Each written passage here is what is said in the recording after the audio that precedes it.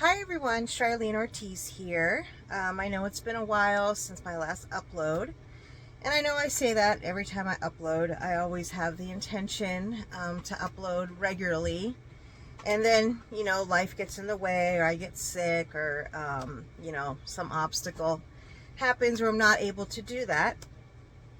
But I did want to do a video today. This video is going to be a little different than the videos I usually do that talk about drama, health and fitness, girl world. For those of you that that follow girl world, some of you, if you don't understand that reference, don't worry about it. If you know, you know. But today I'm going to talk about something that's a little more serious, and that I want to talk about a little bit more in depth. As we know, it's been over a month now since Charlie Kirk was assassinated. I actually filmed this video several weeks ago, or I started to, but then I had a family emergency, and I was going to film like a part 2 to what I had already filmed, but I thought, you know what, I'm just going to scrap it and just start fresh. So my intention was to upload this, to finish filming this a few weeks ago and upload it a few weeks ago. But I just wanted to talk about the assassination, the impact it's had on me, the impact I feel like it's had on our country, and people all across the board. And a little bit about me, or at least my politics. I'm a conservative, and I have been for my whole life. I did vote for Trump 3 times, and I am a Trump supporter. I'm not necessarily a traditional conservative in every way. There's definitely issues where I am more middle of the line. I am the type of person that if you can convince me of something that I believe is wrong, and you can show me evidence from sources that I feel are reputable and aren't biased. If you can show me evidence that I'm wrong about something that I believe, you can change my mind, even if it's about a topic or something that I have believed my whole life. It is possible for me to change my mind, so I'm not, dead set in everything that I believe. There are certain things that, that I stand by and will never budge from, but there are issues, again, that where my mind can be changed, and I do try to be open-minded, and I do try to see other people's perspective, even if I don't understand it, and even if I don't agree with it. As far as my view of Charlie Kirk, I wasn't necessarily a fan. I really didn't know that much about him before he was assassinated. I knew of him, and I supported his cause. I thought it was awesome that he went on college campuses and liked to engage in civil debate, where people could hear his perspective and his side, and he would listen to somebody else's perspective and their side. And they would be able to have a civil debate on why they believe what they believed and why they disagreed with each other. And I thought that was fantastic. I also would support a Democrat that does that as well. Anybody that wants to just engage in civil debate, share a perspective, and also listen to other people's perspective, I think it's a very noble endeavor. And it's a great way for us to see each other as fellow human beings and not necessarily the enemy. I know a lot of people will automatically call me a Nazi or a fascist or a racist or anti-immigrant just because I'm a Trump supporter, even though I'm married to a Mexican immigrant, a legal Mexican immigrant, and my mom is a legal Guatemalan immigrant, both of which feel very privileged and very lucky to be in this country. They don't feel entitled to be here. They feel very grateful to be here, and they do consider themselves very proud Americans. And they have adopted this country as their home, as their identity. They both speak, English very, very well, very fluently. And they have definitely assimilated, to American culture. And that was their goal when they got here. They wanted to achieve the American dream, and in many ways, my mom has, and my husband and I have in some ways. And so, you know, I definitely am not anti-immigrant. I am just anti-illegal immigration. And so regardless, people will still automatically have an assumption about who I am as a person and what I think, because I say I support Trump. They will automatically put me in that category as a racist, a fascist, a Nazi. And that's fine. I don't really care. You know, I know who I am. I know what I believe. And I know who I'm not. And I know what I don't support. I need to apologize ahead of time. My dogs are going to be running in and out, barking probably. So it's what they do. So, you know, hopefully it won't be too distracting to my video. But back to Charlie Kirk. Again, I wasn't really a huge fan. I didn't really follow him. I wasn't his demographic. Obviously, his goal was to reach out to college students, particularly, you know, young men. And I didn't even know who he was until maybe a year ago or so. I really haven't even known of him for that long. And then that South Park episode came out, which was absolutely hilarious. And so obviously I knew he's a pretty prominent figure if South Park is going to do an episode on you. Because if South Park does an episode on you, you know you've made it.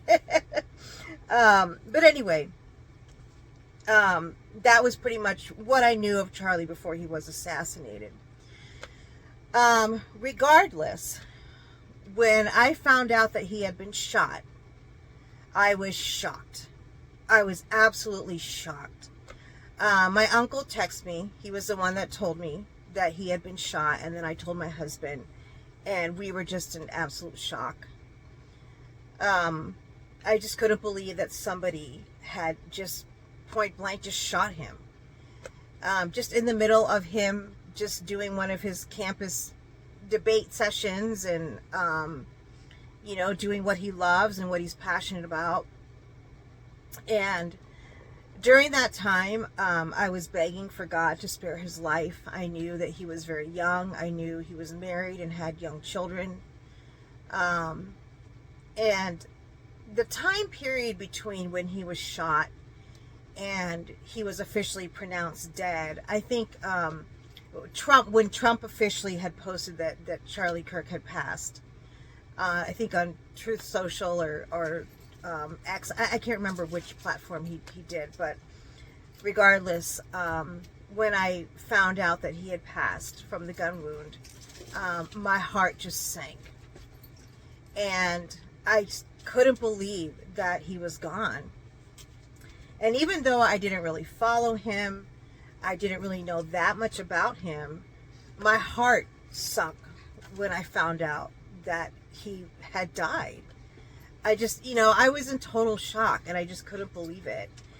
And for some reason, it really had a very deep, visceral impact on me. And I couldn't even understand why. Like, I didn't really follow this guy that much. I didn't even really know that much about him. And I didn't even agree with him, you know, on some issues, you know, that he talked about, or that some ideologies that he had. So it was just strange to me that I just felt so impacted by the fact that he had been assassinated and that he was now dead. But it certainly had an impact on the world. At the time, I didn't realize the incredible impact that Charlie had on not just this country, but on the whole world. Certainly, we were very angry that somebody had just, you know, killed him just for being somebody that went out to engage in civil debate, and just because he was somebody that somebody else disagreed with. And he lost his life, you know, for his opinions.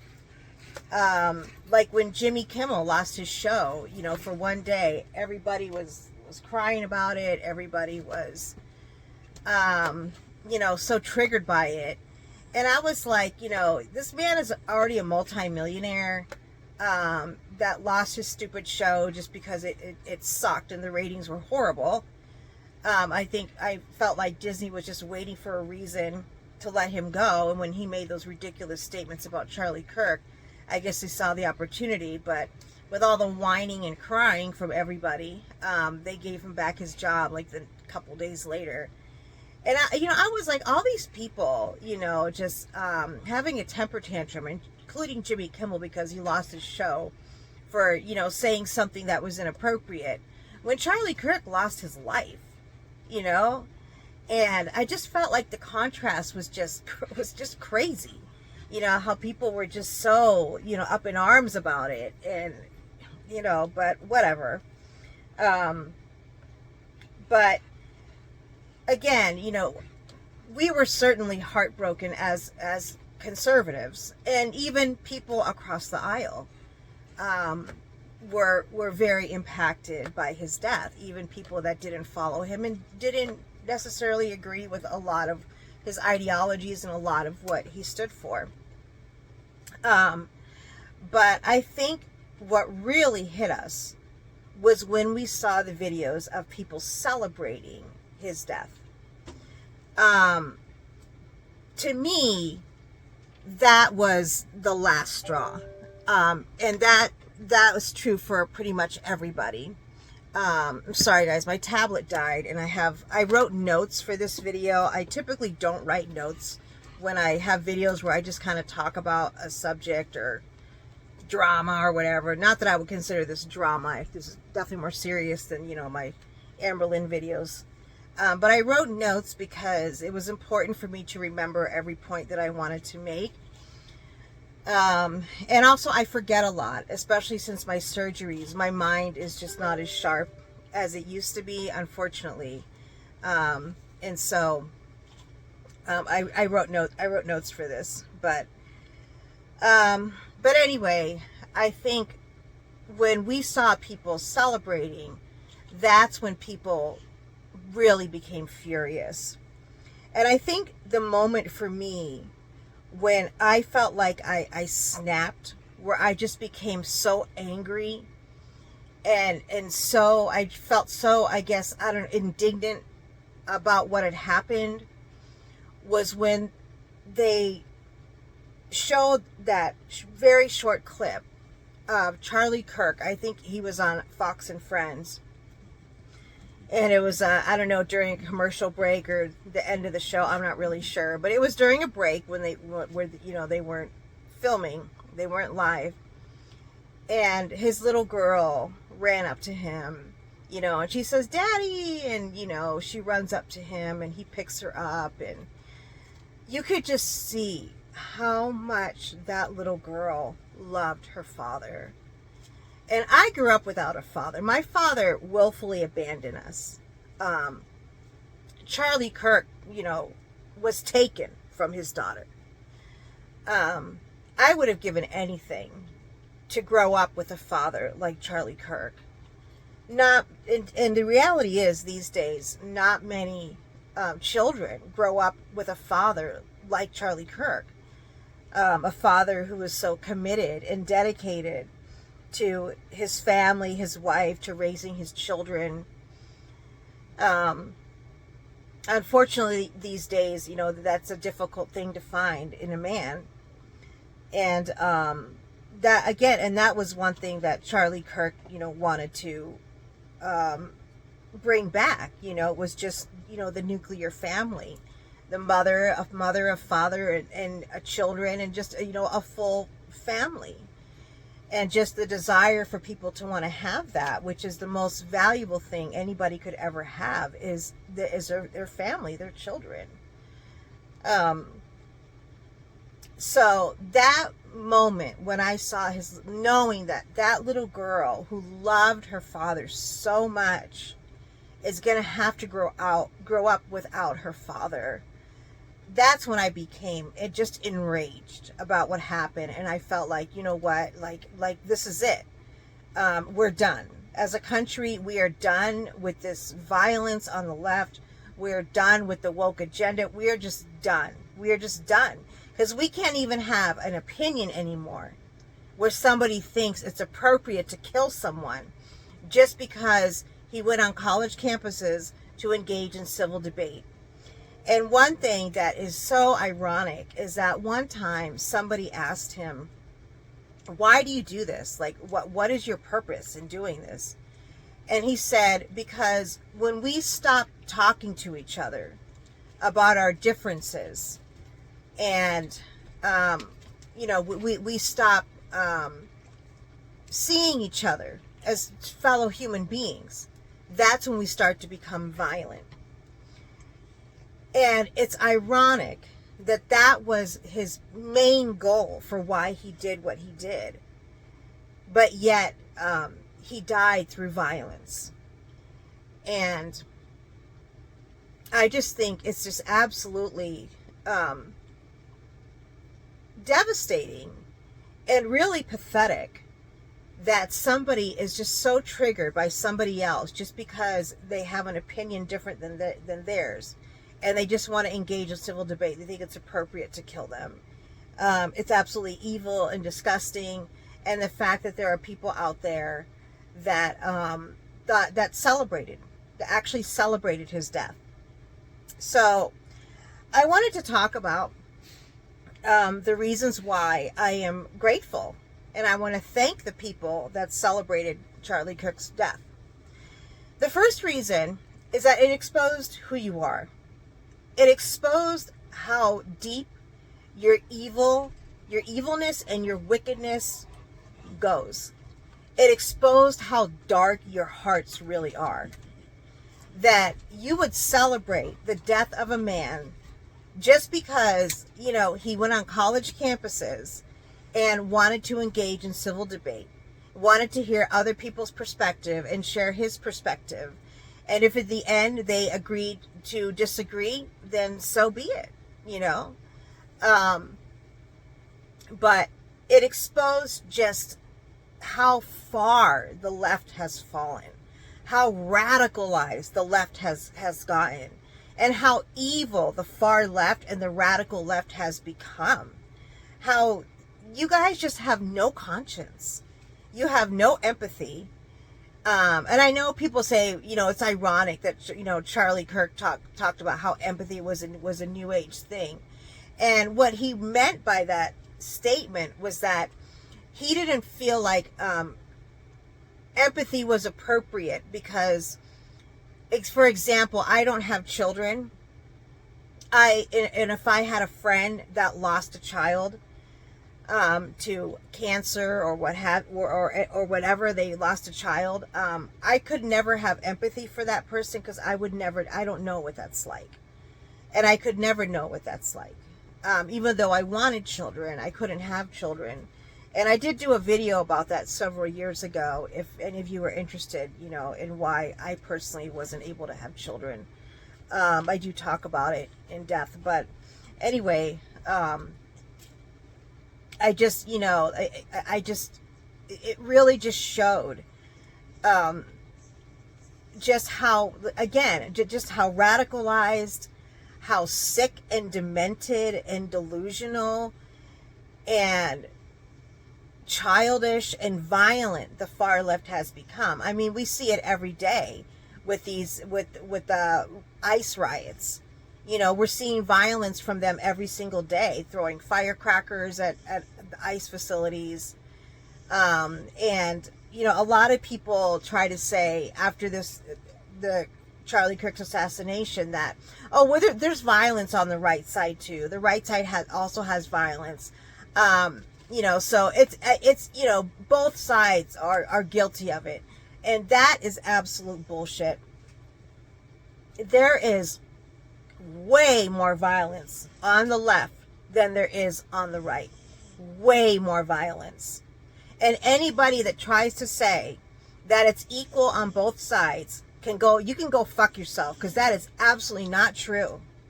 And it's not true, and that's not something I'm going to listen to. Because the violence on the right and the left is not equal.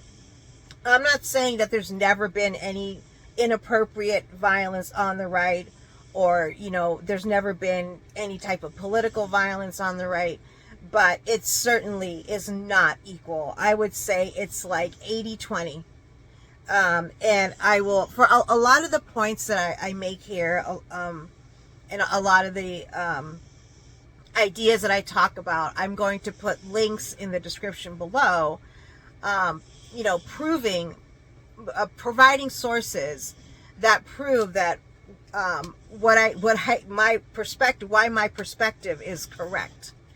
Why there is way more violence on the left than there is on the right. I mean, all you have to do is look at the news every single day and see the riots, with the illegal immigration and just the violence against ICE. And I'm going to do a video on that too, because we could talk about that all day long, but I don't want to go off on too many tangents. But I do want to do a video on that where I'll talk more specifically about that. But I could even handle people that didn't care that he was dead. I can handle that. I mean, if somebody has values and ideologies, opinions and ideas that you think are harmful, understand why you wouldn't care if that person dies in any way, whether it's, they get assassinated or so I was okay with people saying that, I don't care that he's dead. I thought he was a terrible person, even though I totally disagreed with them. I was okay, with people not really caring. But to celebrate it and to post a TikTok with happy music in the background, to me, was another level of evil and just sadistic behavior that I cannot understand. Like one person that I absolutely despise is Hassan Piker. And if something, God forbid, happened to him, because he's very young, it would be very tragic if he died in any way. I might not care, that he died, because I don't think he's a good person. I think, he spreads a lot of violent rhetoric. But I would not post a TikTok with happy music celebrating his death. My heart would still be broken for his even though I personally might not care, because I just don't think he's a good person. My heart would still be broken for the people that do love him and for the people that are gonna miss him. I would still have the ability to have sympathy and compassion, which is what Charlie did believe in. He said that he did believe in sympathy and compassion. But I would have sympathy and compassion for his friends, his family, and people that really cared about him.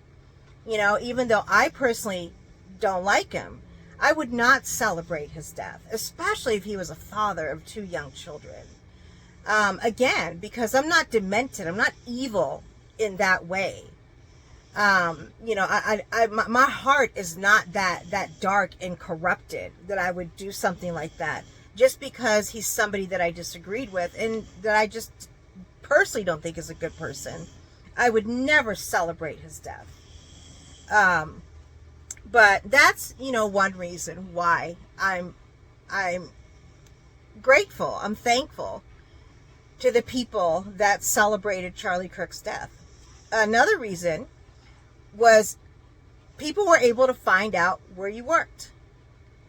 And I don't know how they did it. I am technologically challenged, but there were people that were able to set up networks where people were able to find out where those people that celebrated his death worked and get those people fired. And a lot of these people had jobs that were very crucial jobs, whether they be teachers, doctors, surgeons, people that were happy and celebrated his death and thought it was amazing, that it was awesome that he had been assassinated in front of his wife and 2 small children. And from what I heard, what his little girl, when she heard the shot, ran to her father for safety, and they had to grab her. And that, when I heard that, that absolutely broke my heart, knowing just how tragic, how his children, especially the older one, is going to have that vision in her mind for the rest of her life. And I cannot imagine that. And knowing that someone would celebrate that is absolutely sickening to me, especially if you're somebody who works in healthcare, if you work in the education industry, and really any industry, to be honest, because I've had several surgeries. As many of you that have been following me for a while, I've been sick for a while, and I've had to have several abdominal surgeries. And I can't imagine, I personally don't wear any type of political attire. I don't have a MAGA hat or anything like that. It's just not something I do. But, let's say I was in the hospital and I had a nurse, that was celebrating the fact that Charlie Kirk died. And I had a family member that came in to visit me that had, a MAGA hat or something. Could I trust that nurse with my care, knowing that she's celebrating the death of somebody that was assassinated in front of their family? That I can entrust my care to a surgeon that thinks that people like me, people that have opinions like Charlie Kirk, deserve to die? Could I entrust myself to these people? There was a 911 operator. Because there were people that were disgusting enough to actually create merch with Charlie Kirk and his neck exploding. The fact that someone would even create that is just so evil and demented and deranged. And there was a girl that had posted a picture on TikTok proudly holding her shirt of Charlie Kirk with his neck being blown out, and she was a 911 operator. These are people that are in jobs that many people, depend on them for life or death situations. Could I trust you to help me in a life or death situation if you're someone who believes that it's appropriate to murder someone because you have different political beliefs? So that's one reason I was so grateful that you exposed yourselves and people were able to find out where you worked and get you fired. And for me, that is your karma. Payback is a bitch. Normally, I would not agree with someone being fired because they put up a post of a quote that Charlie Kirk had said, and did a quote that they didn't agree with, usually taken out of, actually always taken out of context. And they put a quote up on their, social media, and then they got fired for that. I personally, under normal circumstances, would feel like, I don't think they should get fired for that. They're posting their opinion. They're not saying anything violent. They're not the people that are celebrating with music in the background. Normally, I would say, I think that's a little too far. I don't think they should get fired for posting their opinion. But because of what the left has been doing to us for the past 10 plus years, getting people fired because they refuse to acknowledge that there's more than two genders. They refuse to acknowledge that a man can be a woman just because he puts on a dress and, some lipstick. That they refuse to get vaccinated. All the people that lost their jobs because they refused to get vaccinated, which is so ridiculous, knowing what we know now about the vaccine. So you guys have been shoving your beliefs in our faces for the past 10 plus years, forcing us to agree with your ideologies, or we get fired, or you try to cancel someone. You try to take them off of YouTube or Twitter. You guys literally banned Donald Trump from Twitter, the President of the United States. You fucking banned him from Twitter. I mean, that to me is so ridiculous. You clearly do not believe in freedom of speech. Only if it's speech that you agree with, which is the opposite of freedom of speech. That is an example of fascism. Blocking the President of the United States, banning him from being on Twitter because you didn't agree with his political beliefs. That is fascism. Shutting down somebody and blocking them from being able to express what they believe because you disagree with it, that is fascism right there. And that's why I have no sympathy and no compassion for anyone that got fired. I believe it was deserved, and I believe it was rightfully so. Because again, under normal circumstances, I would not think that it's okay. I really wouldn't. Because I do believe in freedom of speech.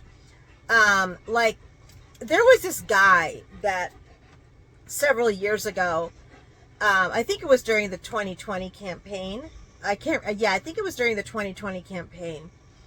There was a woman that put up a post about Donald Trump on Facebook or some type of social media. I think Facebook.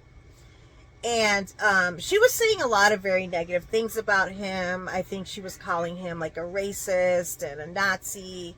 I don't remember exactly what she had posted on her social media. But a Trump supporter tracked her down to where she worked, and while she was ringing up her customers, started yelling at her and confronting her for the post that she put on social media. I thought that was so ridiculous, and so I thought that was absolutely deplorable. And I couldn't believe that he would do something so childish. This woman is at work at her minimum wage job, just trying to ring up her customers.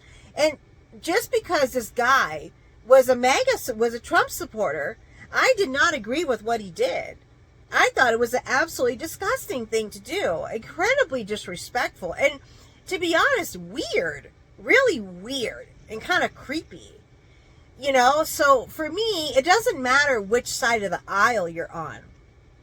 I don't believe people should get shut down because they're sharing their opinion about something. As long as they're not inciting violence or like a direct threat to somebody or anything like that.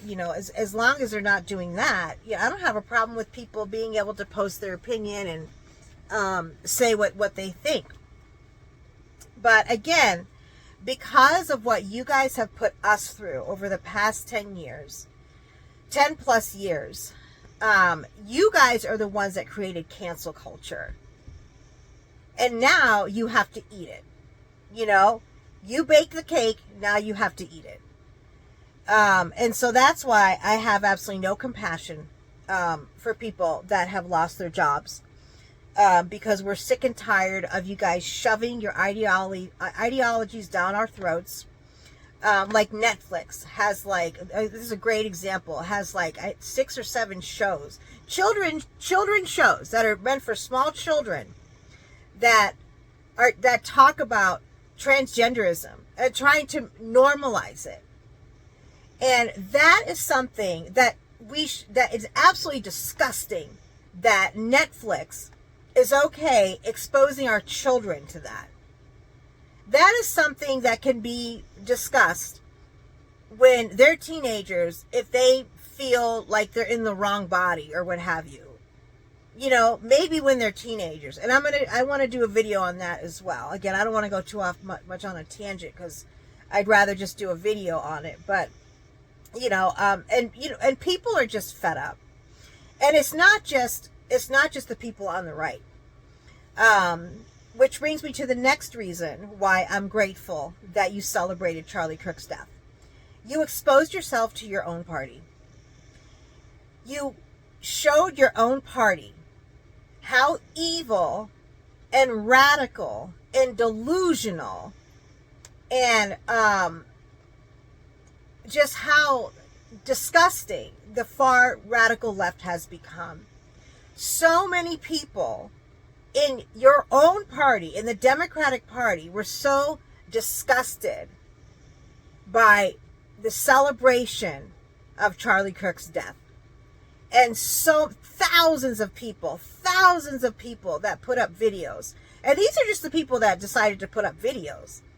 I'm sure thousands more people decided to leave the party that, didn't choose to put up a video, because they saw how far you have fallen. They saw how violent and childish you have become, irrational, just absolutely impossible to negotiate with. Absolutely impossible to reason with. And just, again, just how ridiculous your ideologies have become, how harmful, how damaging, and how much it is putting this country at war with each other. And now that they have left your party, not now, just because I'm MAGA, I'm not expecting all these people, to join the MAGA movement. I'm not expecting that at all. Plenty of people have said that they're just going to become independent, because even though they've left the Democratic Party, they still don't support Donald Trump, which I'm totally fine with. What's important to me is that you lost those voters now. You lost those voters. And now that we're doing mass deportations, you're going to be losing a lot of your illegal immigrant voters. And you guys you've done this to yourself. And this brings me to my next point, because you have lost so many people. You guys were already going downhill, and you guys were already going off the cliff a year ago, when Trump won the last election in a landslide. He won the electoral, every single swing state, and we also won majority in the House and the Senate. It was a clean sweep, and it was a glaring message to the left. You are doing something terribly, terribly wrong. Terribly wrong. Because nobody wants to support your party anymore. So you guys were already in big trouble. And now, after the assassination of Charlie Kirk, again, the conservatives are furious, and we will not forget. And we are not going to tolerate a certain type of behavior anymore. So you are losing all of your power now.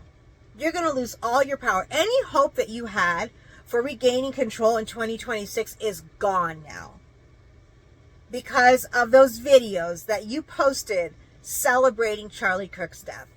You can kiss any chance you had goodbye. You totally ruined it for yourself. The analogy I like to use now, as far as the type of people that the left has left, are the people that get picked last for your kickball team in elementary school. That one kid that nobody wants on their team, and you have to pick him because he is the last kid there. That is who you have left on your party. You have the wackos, you have the people that have severe mental illness, the people that are violent, the people that are delusional. That's who the left has on their side. You don't have reasonable, rational people left on your side anymore, because they are done. And again, many of them are going to be independent now, and more power to them. Whatever they decide to do, that's their freedom, that's their choice. But the important thing is that you lost those Democratic votes. But I might have some jump cuts here and there. If my dogs jump up and down the bed and knock my light or my camera over, I'll have to pause, reset up, and start again. So I apologize for that. But anyway, back to the point that I was making. is that, you know, the woke agenda is dead now, and people are sick of it. People are so tired of it. And you're losing all of your power. Like now, Antifa has now been designated as a terrorist group, a domestic terrorist group. And that gives the president and law enforcement a lot more power to defund them, you know, to dismantle them, because they are very violent. And now, you know, that just gives the president and law enforcement so much more power over Antifa now, where they can investigate them, you know, where who is funding them. I think it's obvious it's George Soros, but, you know, they can, you know, follow the money. One person that you guys should really check out is Nate Friedman. I'm going to put a link to his channel down below. And he does an excellent job researching a lot of these paid protests and where the money is coming from and how they're getting funded. Because, you know, they say follow the money. You know, if you want to know if this organization is corrupt or you know what their ultimate goal is, follow the money. And he does a lot of research, and he does an excellent job exposing a lot of these paid protesting groups. So I'll put a link in his to his channel down below. Another example is Twitch is now going to be called before Congress. I'm not exactly sure when. It was originally supposed to be October 8th, I think, but I think they had to push it back because people are sick and tired of people like Hassan Piker and Destiny and Frogan and Denims getting away with saying things that are so incredibly offensive and inciting violence. Like Destiny has said that, you know, all conservatives should be genocide. You know, that should be a genocide for all conservatives. He made a statement once about his parents, that if his parents, you know, ever got shot at a Trump rally, you know, oh, well, you know, they decide to go to a Trump rally, oh, well, whatever. At least I won't have to take care of them in their old age. Like he would anyways, you know, if he hates his parents that much. You know, just Hassan Piker making comments about, you know, like tearing your opponent's guts out. They're pulling out their intestines. Saying that he wants to see that red capitalist blood on the streets, even though he's very wealthy and has gained his wealth through capitalism, which is so ironic. You know, I love a rich socialist. You know, it's just the hypocrisy is just incredible and laughable and so delusional.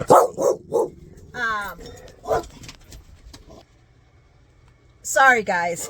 My dog started going nuts. And they're just going to be running in and out. That's just what they do. And I don't really have a place where I can film separately.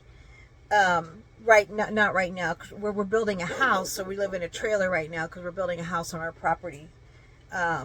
You know, so anyway.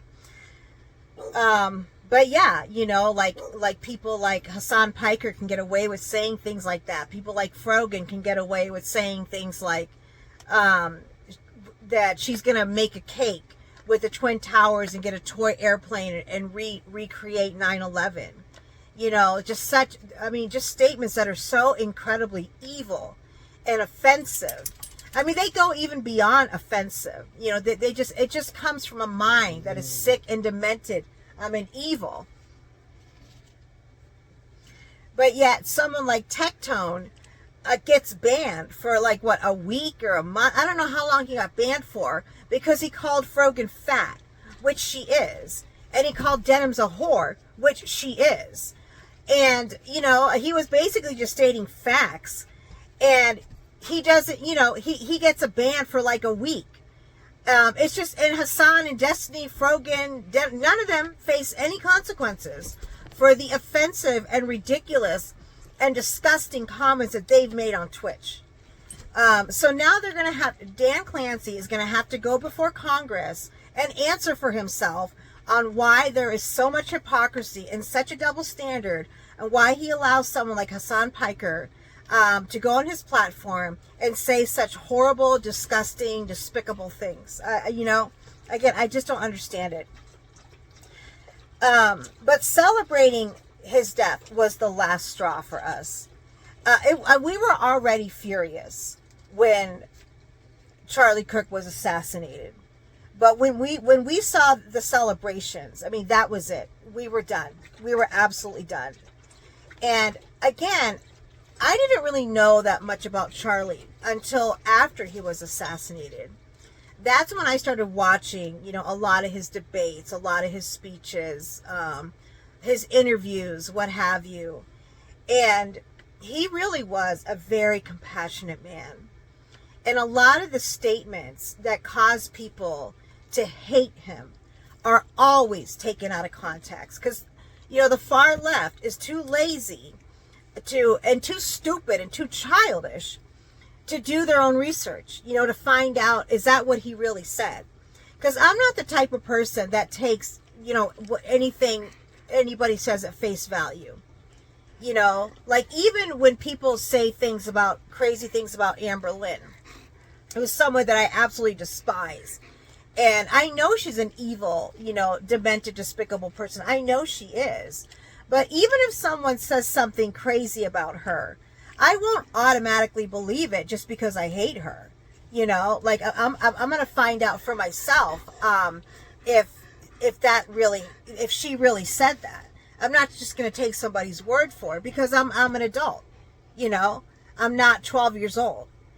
But that's what the radical left does. They listen to what somebody says on TikTok that they follow or what have you, and they don't take the time to go and see, well, is that what he really said, or what was the context of that statement. And a lot of people are saying that it's ironic, that he got shot when he made a statement one time that in order for us to have our Second Amendment rights, unfortunately, there are going to be times when people are going to get shot.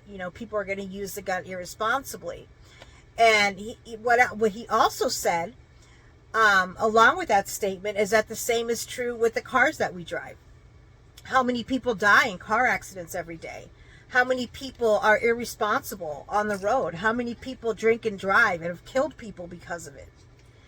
But yet, I think he said that there's like 40,000 deaths a year due to car accidents. I think that was the number he gave. I don't remember.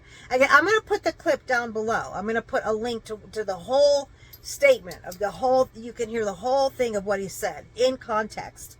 But even though people die in car accidents every day, we don't take away the privilege and the freedom for us to drive and to have a car. We don't close every McDonald's because there are obese people that are eating too much of it and dying of heart attacks and having a lot of health challenges, like that's just life. There are people that are always going to be irresponsible with certain privileges and amenities or rights that we have. And that's just the way it is. And, even to this day, Charlie would still stand by that statement. Even having been someone who was now a victim of somebody, using a gun, in the wrong way, irresponsibly, he would still stand by that statement. I know he would. I absolutely know he would. But one thing I did not realize, the impact that Charlie had until after his assassination, because that's, again, when I really I wanted to learn more about him and what he believed, and I wanted to watch, his debates and, just how he handled it, and I started to learn a lot more about him. And when I saw all the vigils all across the world, just people celebrating Charlie, saying, "We are Charlie," celebrating his life, celebrating his message, celebrating who he was as a person, all over the world. In London, England alone, there was 1 million people that were marching, celebrating his life. That, to me, was incredibly powerful. I was watching this one video of this guy. I don't remember what city he was in. I want to say Chicago, but I can't remember exactly. He was walking down the street, and there was a group of like 20 or 30, mostly black people, that were praying and singing and honoring Charlie. They were having like their own little vigil for Charlie, honoring him. And this guy was just like, look at the love in the air. Like, this is amazing. This is incredible. Look at how people are coming together. Look at how unified, people are. And there was some guy walking down the street, coming the opposite direction. And when they walked past each other, they shook hands, and they gave each other a hug. He was just a complete stranger, and said, God bless you to each other. That was the impact that Charlie had. That was so powerful, more powerful in his death than in his life. And one thing that I am so proud of, there was not one riot. Not one riot. No violence. No burning down buildings. No throwing Molotov cocktails at the police. No burning down cars and breaking into stores and looting and destroying the very community that we live in. None of that. Nothing but prayer and celebration, vigils, people celebrating God, people, mourning and having compassion for his family. I felt so proud to be part of a group that did not engage in any type of violence whatsoever. None. And compared to when George Floyd died, or when Michael Brown, I think his name was Michael, I know it was Brown, I think it was Michael Brown, got shot. Just all the violence, the rioting, how Black Lives Matter came to incite more violence, to encourage more violence. How much, just the summer of love, all the destruction done to so many cities, and it's just, again, try and tell me that the people on the right are just as violent as the people on the left. Try and tell me that bullshit when there was not one riot, zero violence whatsoever. And regardless, you still came and disrespected these vigils, disrespected the memorials that people had up. That's how evil and sick and demented and disgusting you are. It's not even human behavior. It's worse than an animal. Who behaves like that? What type of person does that? I would never do that just because somebody died that I didn't like. Again, if something happened to Hassan Piker and people wanted to put up a memorial for him, I would respect it, even though I can't stand him and I think he's an evil, disgusting, demented person. I would never, ever vandalize it.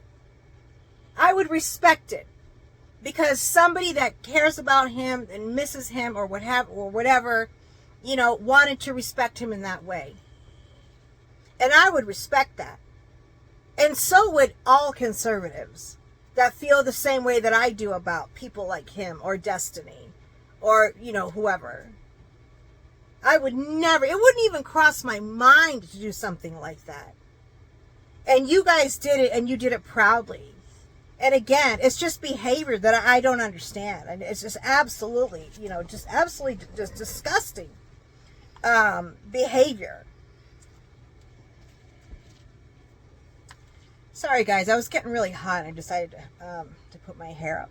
But anyway, I feel very proud that we conducted ourselves with dignity and respect as furious as we are, and trust me, we are furious. We are very angry, and we are not going to forget this. But as furious as we are, we still conducted ourselves in a manner that was respectful and with class, because that's who we are. That's who we are. And all the violence in the summer of love, all the violence with the deportations, all the violence against ICE, throwing firecrackers at them, trying to kill ICE agents and accidentally killing 2 illegal aliens instead. That's who you are. And we are better than you. And I know a lot of times people will say, oh, I don't want to say that I'm better. Nobody's better than anybody else. That's absolute bullshit. That's absolute bullshit. Being better than someone doesn't, mean, like, it's not determined by how attractive you are, how much money you have. That's not what determines whether or not someone is better than someone else. What determines that is their character. What determines that is how they treat people, how they respect people, how they respond to things, what their response is in certain situations. That's what makes somebody better than somebody else. And because of that, we are better than you.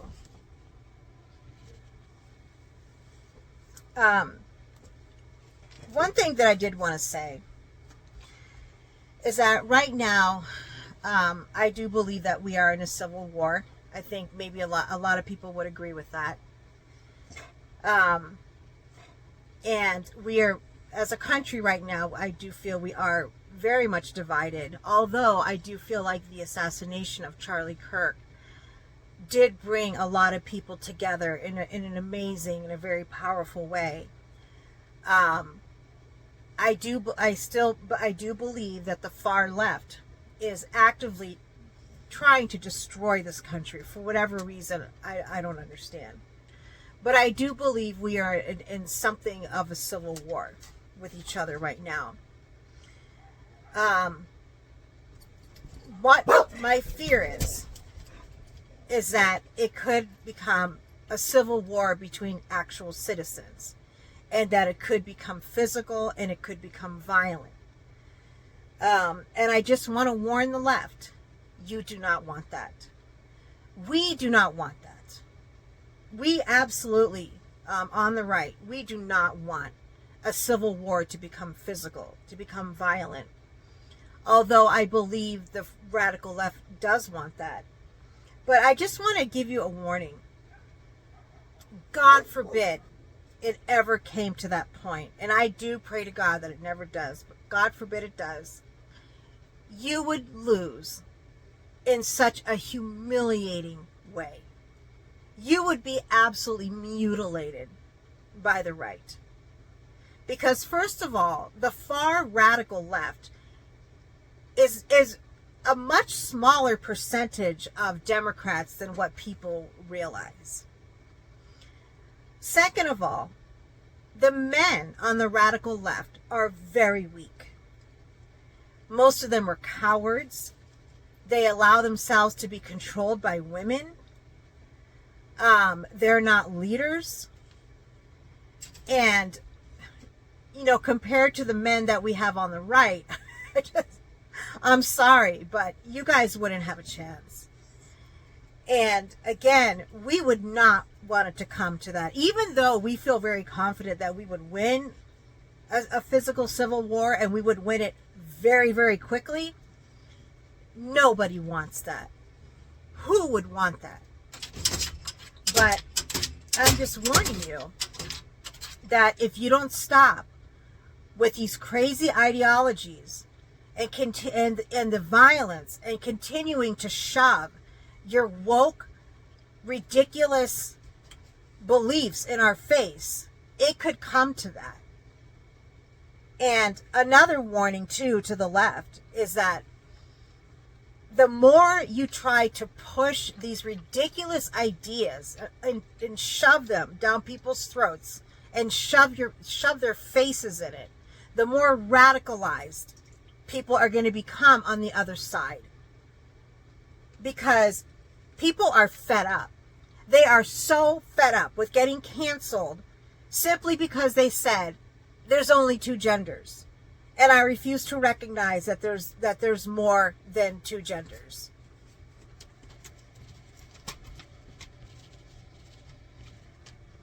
People are just getting fed up, with how childish, delusional, and irrational the radical left has become. People have just people are fed up. And I'm not just talking about conservatives. I'm talking about people that are moderate Democrats as well.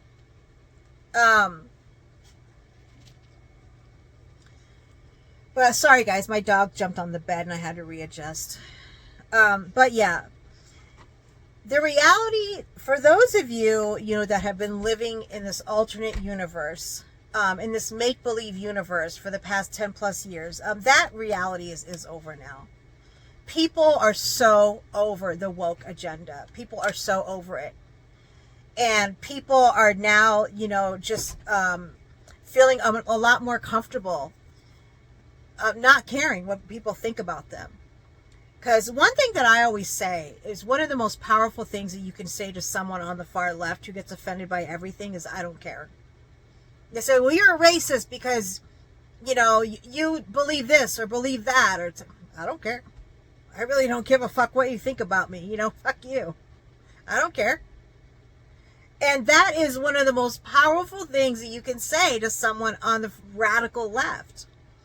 Because if they know that they can't control you because you're afraid to be called a racist or seen as a fascist or seen as a, anti-immigrant or, poor people or whatever, or anti-trans or homophobic or, because they feel like if they label you that way, that people are terrified of that. They don't want to be labeled that way. And they've been able to control people because of that. But the most powerful thing that you can do is just not care what they think. I know who I am as a person. I'm confident of who I am as a person and what I believe and what I don't believe. And I'm confident as to why I believe those things. So I really don't care if somebody calls me something that I know I'm not. I could care less what they think about me. And when you have that type of attitude towards the left, they have no power over you. So what do? They invoke violence, and they incite violence. They assassinate people like Charlie Kirk. That's what they do. It's a mental illness. Like something is very wrong. Something is not right up there. But I'm going to put down some clips down below, some YouTube channels that I think are really great channels. There's this one channel, I can't remember the name of her channel, but she's a biracial girl like myself. I'm also biracial, and she's a lesbian, and she was a far left, a radical liberal for her whole life. She protested against Trump. She marched with Black Lives Matter. She supported all those causes.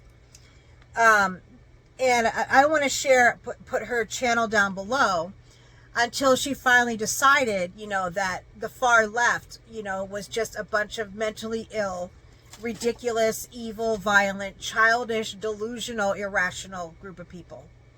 And she decided that she didn't want to be part of it anymore. So again, with all my opinions or statements that I make, I'm going to put links and videos down below that you can choose to check them out. I want to put down videos debunking the most popular lies about Charlie Kirk. There's a lot of great videos about that. And if you're somebody who really does care and you really do want to know the truth, you know, I encourage you to take the time out of your life to check them out. You know, but because I think it's important. From now on, I've decided that I want to start talking about issues that I feel are very important. Issues that I feel like are destroying our country right now. Even though, again, my channel has always been focused on fitness, which I'm not going to completely abandon that. You know, I still want to have a fitness to be part of my channel as well. And I would like to do live workouts, which is what I wanted to do before, you know, I started getting really sick before my first surgery. But that is something that I would really like to, I would like to start doing is live workouts.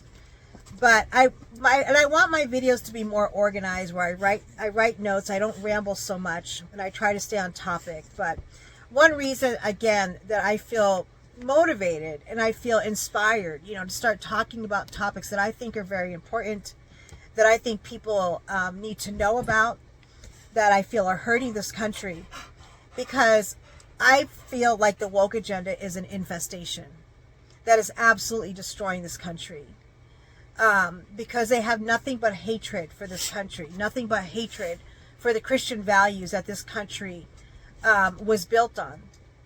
That they have so much hatred for the foundation of this country. And it's an infestation that is really tearing this country down and is destroying this country. And again, I'm going to do videos on different topics that I think are causing this country, you know, just to fall apart. One thing that I am very grateful for is platforms like YouTube and X now. Because for those of you that have become very radicalized on the left, particularly millennials and Gen Z, I don't even necessarily blame you, because I feel like the media, the universities, even the public school system now has indoctrinated you to believe a lot of the insane, crazy, and just delusional ideologies that many of you believe in, and you believe in passionately. You have been groomed. You have been indoctrinated. So I don't really blame those of you that are younger that believe these things, because these topics, these subjects, you know, were shoved in your face from a very young age. Like there are classes and courses now that they have that did not exist when I was in high school or college, like critical race theory. That wasn't something that existed, you know. When I was going to college and in high school, we weren't taught, you know, to hate white people and that the white man is evil. And I've lived in big cities most of my life, and I've lived in mostly liberal cities most of my life. I was born and raised in Boston. I lived in the Bay Area, specifically Silicon Valley, for 8 years. I lived in LA for 9 years, all which are very democratic, very liberal cities. And for the most part, even though I'm a conservative, I've always gotten along very well with people that are Democrats and liberals and live in these cities. And that's because, you know, the Democrats of John Kennedy and Bill Clinton don't exist anymore. It started to get very radicalized, definitely during the Obama administration is when it really started to get radicalized, in my opinion. And again, you know, like there was a time where conservatives and liberals, where Republicans and Democrats could get along. You know, like we could agree to disagree and it was okay. We didn't cancel each other. We didn't try to get each other fired off of their jobs or destroy somebody's business because they refused to bake a cake for a gay couple when there's a million other bakeries that they can go to bake a cake, you know. There, you know, so that, I mean, that was not a thing, you know, when I was in my 20s. That was not a thing. And again, you know, we were able to get along with each other without demonizing each other, without violence. And those days, like that Democratic Party does not exist anymore. And the people that were in the Democratic Party that still have those types of beliefs that haven't gone, you know, off the deep end, have left your party now. They're either independent or they join the MAGA movement, which all are welcome. As long as you're someone that believes in freedom of speech, having respect for one another, even if we disagree on certain things, you're someone that has common sense, you are welcome in our party. You are welcome. You are welcome in the MAGA movement. But yeah, you know, again, I can't necessarily blame you because of what you've been exposed to at a very young age, you know, for Gen Z and millennials. But you know, like I blame politicians like what's her name? Maxine Waters? I think that's her name. She's a black woman. She represents, I think, New York. I think her name is Maxine Waters. Older woman, very crusty looking. You know, there are several occasions where she has incited violence and has specifically told people that if you see somebody with a MAGA hat at a restaurant or out on the street, you get in their face. You be confrontational. I mean, she encourages that type of violence, that type of confrontation. And so I can't really blame you, you know, when you're being brainwashed by people like her and radicalized, like you're in a cult. And that's basically, you know, what they've done, you know, to the millennials and Gen Z. But, you know, again, in order for us to be able to humanize each other again, to be able to see each other as our fellow countrymen, our fellow Americans, we need to be able to agree to disagree like we used to be able to do. We need to be able to have civil debate like Charlie Kirk tried to do. I mean, that's all he wanted to do. He just wanted to sit down and have a conversation. That was it. He was the nice guy in our party. The rest of us aren't so nice. And again, I want to warn the radical left. If you don't stop with the violence, if you don't stop with showing people how demented and delusional you've become, you're going to push people to become more radicalized on the right because they're just going to be so fed up and they're going to be so disgusted by your behavior that the climate of this country that you cry wolf over, saying that, you know, that Trump is a fascist, that it's race. If Trump was a fascist, you would not have been able to have your No Kings rally. You know, like a fascist does not allow those types of things. But if you were, if he really was a fascist, you wouldn't be able to have those demonstrations. But either way, you know, like, again, you're just going to push people to become more radicalized. So I encourage you guys to check out, you know, Charlie's, some of the links that I put down below, and get to know Charlie Kirk more. Watch his debates. You know, see what he was really all about. Don't just base it off of what, you know, you've seen on the, you know, the drive-by media, or, you know, on the echo chambers that the radical left likes to stay in because they don't want to hear other opinions. Because Charlie was definitely not the type of person to demonize his opponents. I saw a clip of Van Jones the day that he died. And he said that the day before Charlie was assassinated, Charlie had sent Van Jones an email saying that he would like to invite him onto his show and they could just have a civil discussion like gentlemen. And, if they agree to disagree, that was fine, but he would like to invite him so they could have a respectful conversation with each other and so they could hear each other out. And Van Jones was someone who did not like Charlie at all.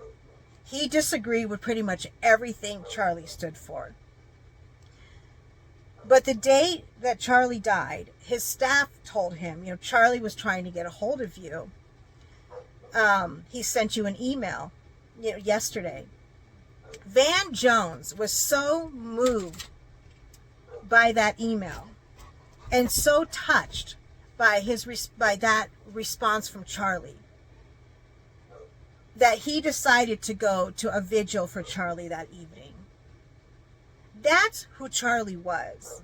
He did not demonize his opponents the way that his opponents demonized him. He was a kind person. He was a compassionate person. He wanted to hear people out.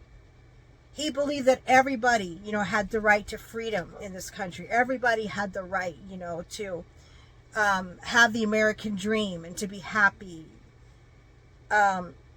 He really believed that. And so, I'm just saying, give him a chance.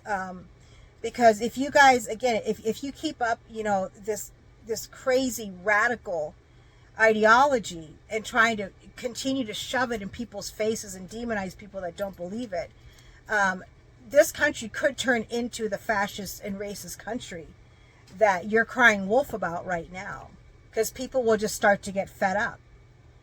And I certainly don't want that. Even though I'm a conservative, I don't want our country to become a far right, radical right country. I don't want that. I want there to be a balance. I want there to be two sides, so that we can have a balance, in this country. Because, it's amazing how quickly the climate of a country can change. I'm only 50 years old, and I've seen this country, the climate of this country change dramatically in just the past 20 years. If you were to go back in time 20 years from now and say that in 20 years, people are going to lose their jobs or get fired because they refuse to recognize that there's more than two genders, because they believe that there's only a man and a woman, and that a biological man can never ever become a woman, that people are going to get canceled, lose their jobs, there's going to be violence because of it, they would laugh in your face. That's absolutely ridiculous. Why would anybody believe that? Well, here we are.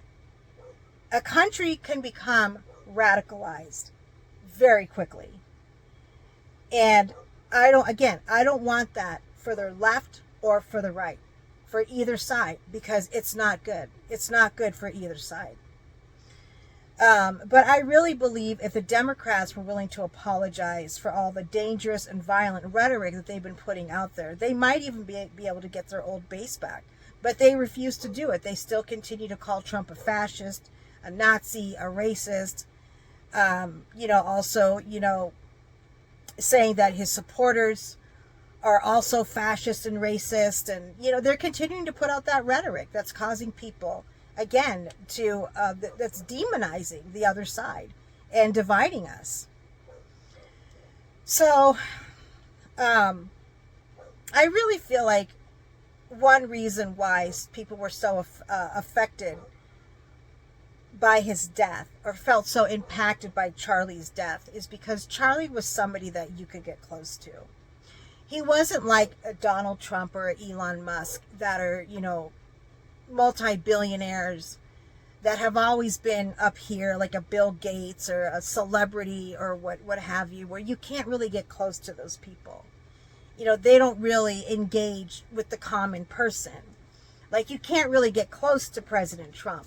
You know, he's obviously the president. You know, he has to be protected. So not just anybody can sit down and have a conversation with him. With Charlie, that's what he did. He went on campus and just had conversations with everybody and anybody. And you could get close to him. He was right there, you know.